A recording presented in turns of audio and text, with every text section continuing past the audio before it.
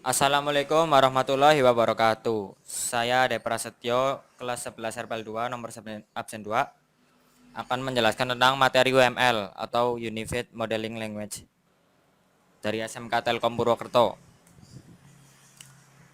Unified Modeling Language adalah bahasa spesifikasi standar untuk mendokumentasikan, menspesifikasikan, dan membangun sistem perangkat lunak. UML adalah sebuah bahasa yang telah menjadi standar dalam industri untuk visualisasi, merancang, dan mendokumentasikan sistem informasi atau piranti lunak. UML menawarkan sebuah standar untuk merancang model sistem.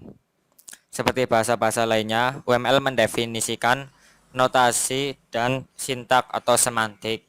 UML merupakan salah satu alat bantu yang sangat handal dalam bidang pengembangan sistem berorientasi objek karena UML menyediakan bahasa pemodelan visual yang memungkinkan pengembang sistem membuat blueprint atas visinya dalam bentuk yang baku. Fungsi UML ada 5. Yang pertama, untuk menggambarkan batasan sistem dan fungsi-fungsi sistem secara umum, dibuat dengan use case dan aktor. Yang kedua, untuk menggambarkan kegiatan atau proses bisnis yang dilaksanakan secara umum, dibuat dengan interaction diagram untuk menggambarkan representasi struktur statik sebuah sistem dalam bentuk kelas diagram. Yang keempat, untuk membuat model behavior yang menggambarkan sebuah kebiasaan atau sifat sebuah sistem dengan state transition diagram. Yang kelima, untuk menyatakan arsitektur implementasi fisik menggunakan komponen and development diagram untuk menyampaikan atau memperluas functionality dengan stereotypes. Jenis-jenis UML ada 13 kurang lebihnya. Yang pertama, use case diagram, activity diagram, package diagram, state machine diagram, sequence diagram, class diagram, communication diagram, composite structure diagram, object diagram, timing diagram, komponen diagram, deployment diagram, dan yang terakhir interaction overview diagram. Keuntungan menggunakan ML yang pertama, uniformity.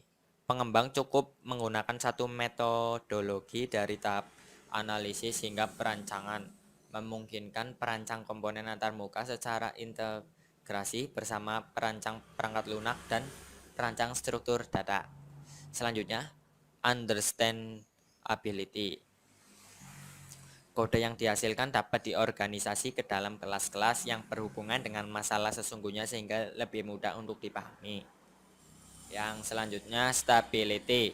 Kode program yang dihasilkan relatif stabil sepanjang waktu karena mendekati permasalahan yang sesungguhnya. Yang terakhir, reusability. Dengan metodologi berorientasi objek, dimungkinkan penggunaan ulang kode, sehingga pada akhirnya akan sangat mempercepat waktu pengembangan perangkat lunak atau sistem informasi. Selanjutnya, use case diagram. Use case diagram adalah diagram use case yang digunakan untuk menggambarkan secara ringkas siapa yang menggunakan sistem dan apa saja yang bisa dilakukannya. Diagram use case tidak menjelaskan secara detail tentang penggunaan use case, namun hanya memberi gambaran singkat hubungan antara use case, aktor, dan sistem. Ya, berikut ini adalah simbol dan penjelasan dan notasi sebelah. Yang pertama, simbol aktor memspesifikasikan himpunan peran yang pengguna mainkan ketika berinteraksi dengan use case. Yang kedua itu simbol dependensi, hubungan di mana perubahan yang terjadi pada suatu elemen mandiri atau independen akan mempengaruhi elemen yang bergantung padanya elemen yang tidak mandiri. Simbol generalization yaitu hubungan di mana objek anak descendant berbagi perilaku dan struktur data dari objek yang ada di atasnya, objek induk ancestor.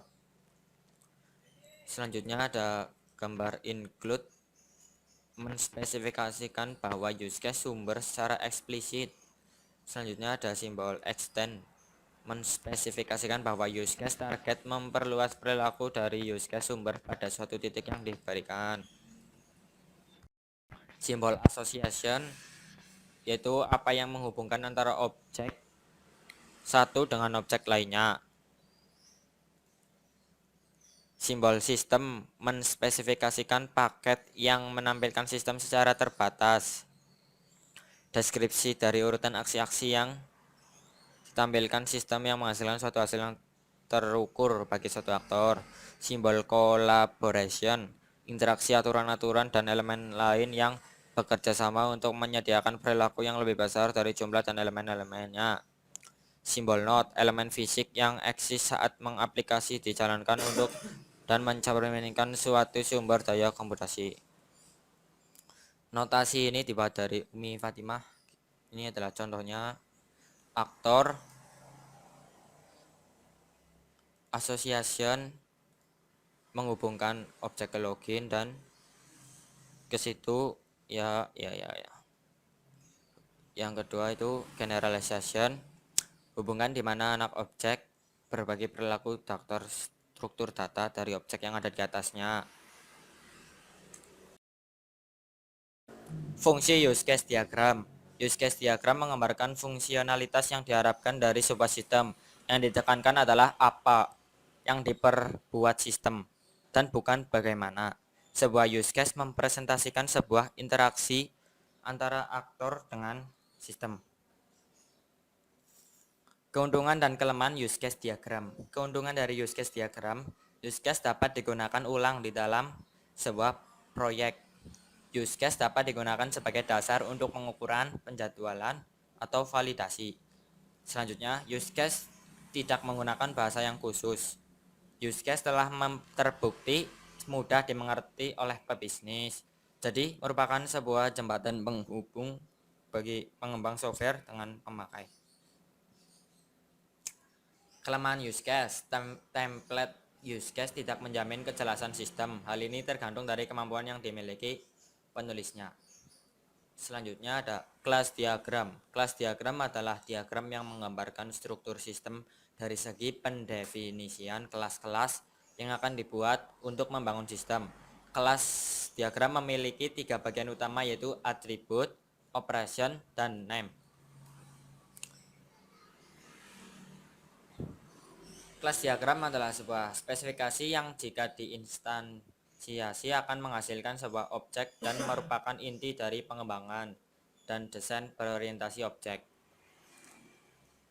Kelas diagram menggambarkan keadaan, atribut atau properti suatu sistem, sekaligus menawarkan layanan untuk memanipulasi keadaan tersebut atau metode fungsi.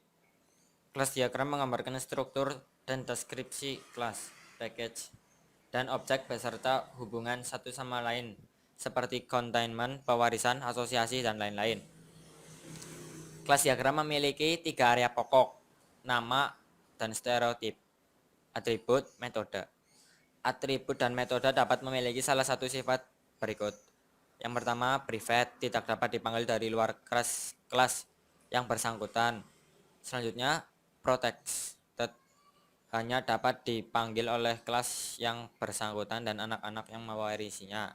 Yang ketiga, public, dapat dipanggil oleh siapa saja. Simbol-simbol kelas diagram. Yang pertama ada generalization, hubungan di mana objek anak berbagi perilaku dan struktur data dari objek yang ada di atasnya objek induk. Simbol nari association, upaya untuk menghindari asosiasi dengan lebih dari 2 objek. Simbol kelas, himpunan dari objek-objek yang berbagi atribut serta operasi yang sama. Simbol collaboration, deskripsi dari urutan aksi-aksi yang ditampilkan sistem yang menghasilkan suatu hasil yang terstruktur dari suatu aktor. Simbol realization, operasi yang benar-benar dilakukan oleh suatu objek. Simbol dependensi, hubungan di mana perubahan yang terjadi pada suatu elemen mandiri independen akan mempengaruhi elemen yang bergantung pada elemen yang tidak mandiri. Simbol association, apa yang menghubungkan antara objek satu dengan objek lainnya.